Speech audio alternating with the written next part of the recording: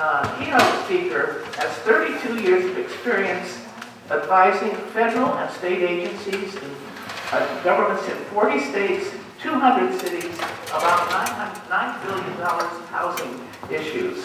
So welcome to David Rosen. This talk is actually on the website of our firm, DRA, which is www.draconsultants.com. So you don't have to take notes, and while questions are allowed, there won't be a quiz. So what I really want to share with you this morning is how imbalanced and regressive national and state housing policy is and what we can do about that. And I also want to impart a bit of a grim reaper to begin the conference, because I think it's important to recognize the hole that we're in. And so I think it's fair to characterize the situation we face in housing policy and the housing market and economy today as a perfect storm. A combination of the mortgage crisis that dates back to excesses in the mortgage industry in the early 2000s, recession and enduring unemployment, a fiscal crisis of almost unparalleled dimensions at the federal and state level, population growth here in California, and the demise of redevelopment in California. Marion alluded to the state Supreme Court decision. I wasn't sure if Marion said the evolution or abolition of redevelopment. But let's be clear, at midnight on Wednesday, redevelopment in the state of California ended. And with it, about $1.6 billion in annual cash flow dedicated to affordable housing. Not to mention requirements that 15% of all new market rate housing in redevelopment areas be affordable. Not to mention that any demolished housing that formerly housed low-income persons be replaced. All those provisions are toast. They're gone. What does that leave us with? Can we go back? No, the other way? It leaves us. Sorry. Next. It leaves us with a lot less. We're going to work this out. We're all on the same team, and this is absolutely going to work this morning. Next. So, while this is a grim picture, I actually want to start with the agenda that's going to get us out of this mess that we're in today. I want to suggest that there's a 7-part agenda that can fundamentally reshape at the federal and state and local level. But I would say that the forces that are shaping our problems today are founded at the federal and state level, and that the League and other advocacy organizations are well advised to focus our collective efforts at those levels. First and foremost, we must rebalance federal and state tax policy and spending policy vis-a-vis housing. Secondly, we have to address mortgage modifications for those 12 million homeowners in the United States who are underwater. 12 million. We need to, Nico, would you please stand up, please? Nico has been harassing me, and he's so short,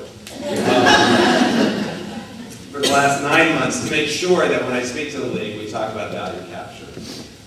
Nico Calavito recently moved here from San Diego, a very esteemed colleague and professor of urban planning and economics, and an international expert on value capture and zoning. We really have to capture the economic value of our police powers and zoning at the local level. So if there's an agenda here in Oakland, that's certainly, again, with ABAG regionally, that's something we need to focus on. There's a pent-up inventory of single-family foreclosed homes that federal agencies are beginning to sell as rental housing.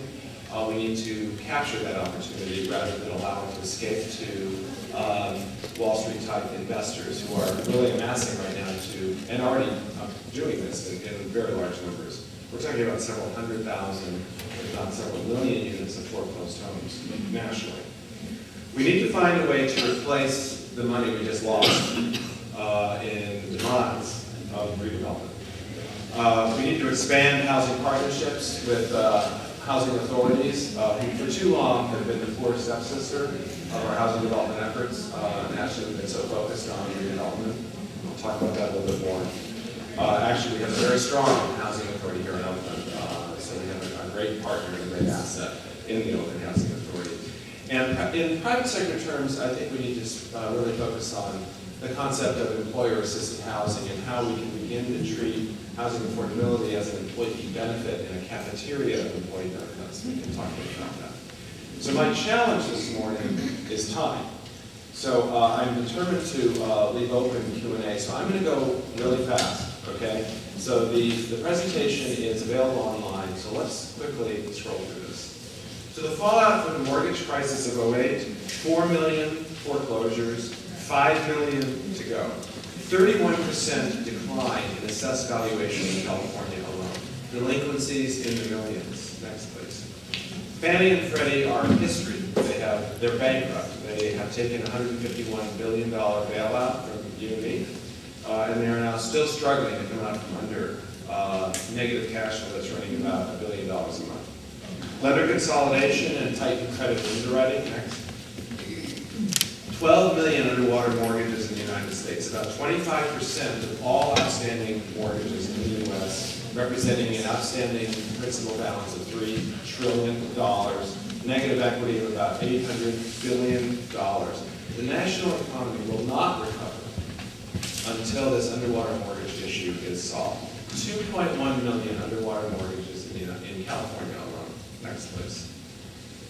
What we see here is a picture of why we got into this mortgage mess. If you look at the balloon of originations in the middle of the chart, 03, 04, 05, with private bank financing dominating. And you now look at 2011, 90% of all mortgage originations today are done by Fannie Mae, Freddie Mac, or FHA. 10% are done by private banks. This is not a sustainable financial system. Next, please. Unemployment. We're actually, anybody see the Wall Street Journal this morning? Well, I know that we're concerned about the UN, okay? And conspiracies around the green building. But interestingly, I commend the front page of the Wall Street Journal to you. National unemployment is now down to 8.3%. And we actually see a slight decline here, so it would even shade down further. So rather than a mere 14 million unemployed in the United States, we now have 12.8 million unemployed. But of course, next slide please, the effective unemployment rate, next slide, in California is 22%. Nearly 4 million Californians. So when we add those who are out of work and those that have given up looking for work, this is the hole that we're trying to dig out of. Next slide please. Sorry to go so fast. The fiscal crisis. We have a national debt that exceeds 95% of GDP, $14 trillion, and it's running about $1 trillion a year. Dirksen used to say, billion here, billion there, real money. Now we're dealing with trillions, not billions. California, to put this in some perspective, the budget crisis that the governor and the legislature are dealing with, that led in part to the demise of redevelopment. And I think those of us active in redevelopment and affordable housing have been our own worst enemies. We can talk more about that later. But the hole was really huge, 30% deficit of the total California budget. So you can't look at a current account with 30%, which requires constitutionally to be balanced, and figure out how to balance that without enormous cuts. When, guess what? We can only cut spending, we can't raise revenue, right? No house would survive on that kind of fiscal rule. Next slide, please. So this is an interesting picture over, 70 years of the relationship of national debt to GDP. And I want to draw your attention to the years 2000 and 1990. So think about those 2 years. 1990 was a horrible recession. 55% of GDP represented national debt. The year 2000 was the healthiest fiscal and economic year since the 50s post-war. Okay? We were running budget surpluses. We have national unemployment of 4.5%, and our national debt was 50% of GDP. So the notion that we're going to be a healthy economy with no national debt is fictional. And then if you look at 08 and 09, so 09 is a jump, which really represents the stimulus act, about 800 billion in spending. And the continued climb in that ratio is a function of the continued drop in revenues and the national recession. Okay? So we need to keep our national debt in the perspective of these larger economic forces relative to revenues, employment, economic growth, and GDP. Next slide, please. Well, we're still not done with our problems. California's population today is 39 million. Does that number surprise anybody in the room? I mean, does that seem like a lot, or does that seem about right? I don't know. You think 40 million in California still surprises me. Well, it's going to be 60 million in 40 years. Next slide. So we're going to add 21 million people. We're going to add 7 million households. We're going to add 11 million new workers. And this is going to require constructing 175,000 units of housing on average yearly in California for the next 40 years. Who knows the average annual unit production in the state of California in the last 20 years? Anybody? Guesses? How many? 1,000? Statewide? Sure. No. 100,000. About 100,000. So, and at the height of the building boom, we just barely squeaked over 200,000. So the message here is we're not reducing the number of units that is going to meet the demand growth, and ABAG will talk about this much more later today in the session. What is that going to do to prices of housing long term in our state? Right. So we need to remember that this is a cycle, and that this depression in prices is temporary, and that what we're seeing here is actually a buying opportunity for affordable housing policy. Next slide, please. Well, does it get worse? Yes, it gets worse. Next slide. So worst case housing needs are defined as persons earning less than half the median income and paying more than half of their meager income for housing. Okay? And that number from 07 to 09 nationally increased almost 40%. 5.9 to 7.1 million families, not people. Okay, so we're talking maybe 25 million Americans in this condition. In California, it's probably about 2 million. Más o menos a million houses. Does anyone know, actually? I tried to find this. The statewide worst case housing. Okay, so round numbers, you can think of a million people, a million households. Okay? So we have 175,000 units annually for 40 years just to keep up with growth. And today we've got more than 1 million families paying more than half their income who are living below half the median income. Next slide. Redevelopment is over.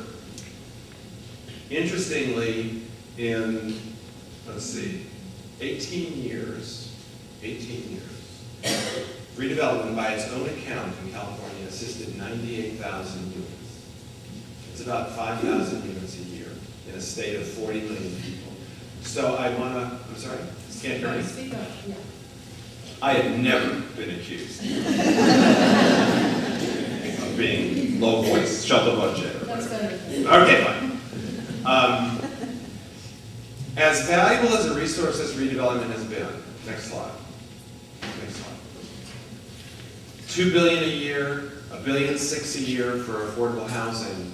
Over an 18-year period, it produced an average of 5,400 units a year. That is not okay. That is not good enough. Okay? Next slide. So, the range was about 4,000 to 4,000 to.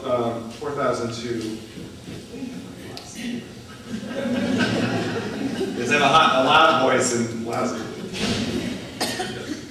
4 to 11,000 units. That's the range of production for redevelopment by its own accounting. Next slide. Now, when we add, this is a kind of a complicated slide, but are people familiar with the low-income housing tax credit program, or is that, who's not familiar? It's just fine if you're not. I'm so glad to see people who are not. So it's the largest federal program to produce affordable rental housing in the country. The tax credit program. It's been around since 1986. And in California, it produces, you see that bottom line? About 5,000 units a year. On the more valuable 9% side. On the less valuable 4% side, it produces about 8,000 units a year, 10,000 units a year.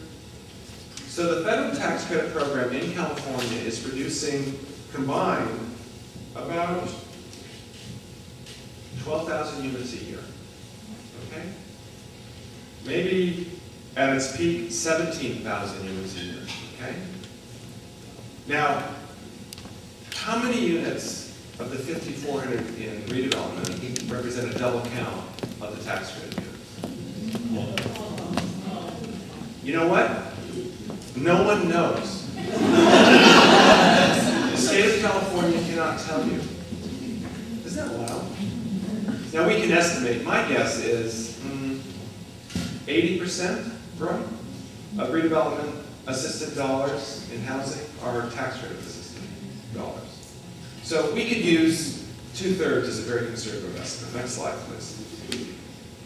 So this is part of the challenge. The average per unit cost of the tax credit program, low-income rental housing development in California, last year, $319,000 new construction, $290,000 acquisition rehab. Okay? In the 4% program, it was cheaper, $230 and $160. So our new construction units, round numbers, are running $300,000 a door. $300,000 a door. Remember the 175,000 units a year we need to keep pace with growth?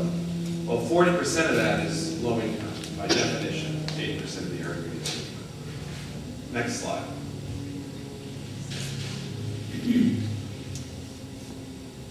Well, U.S. affordable housing policy is the home program and Section 8 of public housing, right?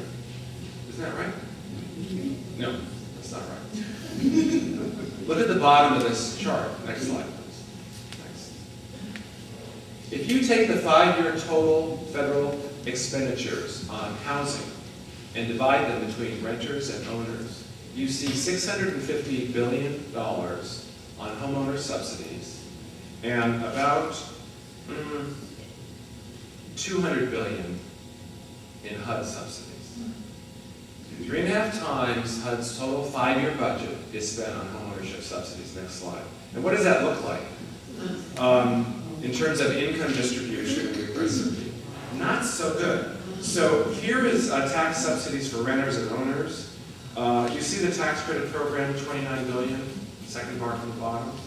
Homeownership tax subsidies, $650 billion, 30 times the number. Next slide. If we look at homeowner tax subsidies related to all tax expenditures for real estate, look at the disparity. The next largest category is government obligation bonds for local government for airports and sewers and public parks and public schools. Homeownership subsidies, 4 times what we spend on GO bond subsidies. Next slide. We can skip this, it just gets depressing. But before we leave, yes. So now we're really going to get depressing. So when we look at how that $650 billion in homeowner subsidies is distributed by income, if you look at the far 2 right-hand bars, those are families earning more than $100,000 a year. The most left bar is families earning less than $10,000 a year. That's almost half the poverty rate. Those receiving federal tax subsidies for home ownership and earning more than $100,000 a year receive more than 3.5 times tax subsidies than all of the rental assistance in the United States combined. Next slide, please. The distribution of housing programs by dollars, 2.5 times the dollar value of those tax subsidies for home ownership for people earning more than $100,000 than all rental subsidies combined. Next slide. Now, this is cool. So if you're earning more than $200,000 a year, your average gift from all of us in this room is $6,200. But if you're earning $40,000 a year. And if you're among the about 10% of the folks in that cohort who actually get something, you're getting about $300. Put another way, it's 23.6 times the average subsidy of the family in the $40,000 range for those earning $200,000. Next slide, please. But that's not so bad, right? Because this is fairly distributed by income, right? So if you're earning more than 200 grand, 72% of you are going to get this gift. If you're earning less than $10,000 a year, 10% of you are going to get this. This actually is the most damning slide of all. This is a picture of a broken federal housing policy. Next slide, please. But we have it right in California, correct? This is my proposed solution for California. Okay, let's look at the next slide. Or this time. This may be hard to read. So what we're looking at is California's tax expenditures for property tax deductions, mortgage interest deductions, and capital gains exclusion for home ownership. Who wants to guess what the total tax expenditure of the state of California was for these three programs? 6.6. What? 6.6 billion. Nope. Next. Let's just quickly jump to the next slide. The next slide. And next slide. $10 billion. Who remembers what the budget deficit was? $26 billion. And who remembers how much we spent on housing and low-mod funds and redevelopment? I know I said there was going to be a quiz. I lied. $1.6 billion in the last several years. $10 billion for homeownership subsidies in California. But it's okay, right? Because it's fairly distributed by income. Well, it's very difficult to get the income distribution. These are actually 07 numbers. I mean, we didn't do exhaustive research, but it was hard to get. Okay? About half of that $10 billion, I would say it's a very conservative estimate, goes to families earning more than $100,000, not $200,000. So, I mean, there is a middle class issue here. But, so here's a thought for you as advocates and as a proposed legislative agenda. I don't think, and Jack, I talked to Dave about this, I don't think it takes a 2/3 vote of the legislature to eliminate a tax deduction. Okay? I think that's a majority vote. Let me put you on the spot. So we require a 2/3 vote to raise revenue, right? I don't think we need a 2/3 vote to cut a tax deduction. So my proposal for you to contemplate through the morning is to take half of this expenditure in California for homeownership tax subsidies and eliminate it, and redirect half the savings to deficit reduction and half the savings to helping the worst case housing needs in California.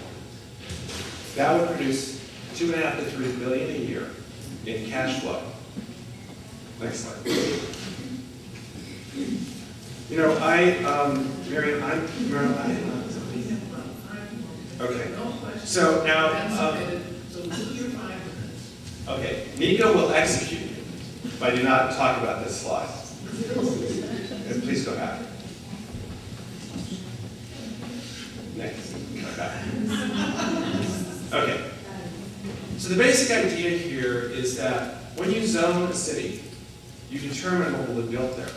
And when you determine what will be built on a parcel, you determine the economic value of that parcel. Does that make basic sense? So if you increase the density of a parcel by zoning, and the market provides for the economic feasibility of developing at increased densities, what have you done to the value of the land? Right, you've increased the value. So the basic idea here is to capture a percentage, a small percentage, an aggressive percentage, intelligent people could have a conversation about this, of that land value for community benefits, affordable housing, daycare, public art, infrastructure, transit. There are lots of demands, governors, we're in the right place. So the basic idea with value capture and zoning is that we capture some of that value. Can we jump ahead to the next set of bar charts?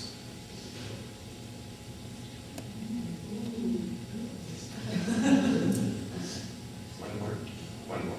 Let's stop there. So, I'm going to Centennial House. This is a quantitative analysis we did in Long Beach, which rezoned its downtown plan, which added, 5,000 units of housing, 2 million square feet of commercial, retail, and office over a 25-year period. And so we looked at, in 2011 market economics, the value of this increase in density and other development incentives. And this slide depicts the increase, the change in land value for the hotel designation in Long Beach. The purple bars represent unaffected value. This is just looking at the proposed plan, the downtown plan, and not have a set aside or a linkage fee for housing. The green bar represents a $10 a square foot fee for housing, okay? And you can see that you still have a highly positive increase in land value in 2011. I'm going to go back one slide.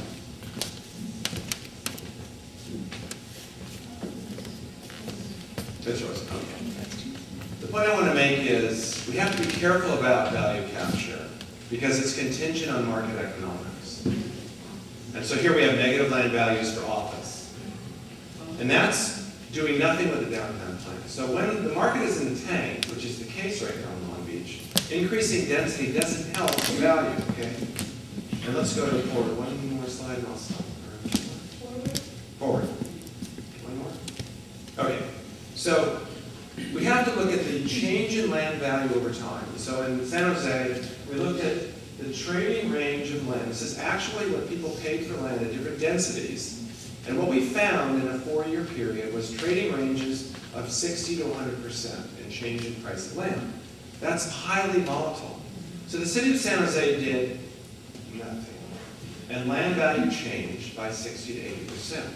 So if land is highly volatile, which it is, how can we argue that imposing value capture depresses land value? I don't get that. And so the message to policymakers is, let's look at the historic trends of land value change. San Jose, 100%. And let's say a moderate imposition on land value change would be 10%. Let's agree to what that might be. And let's impose that for value capture. Statewide in California, that might be a statewide 10% of all residential units developed affordable at 80%. I'm going to stop now, just out of time. So I don't know if we have time for questions. So I think we better move on. It's 10 o'clock, and we have a panel that needs an hour. And thank you. I think that's a terrific overview of the housing.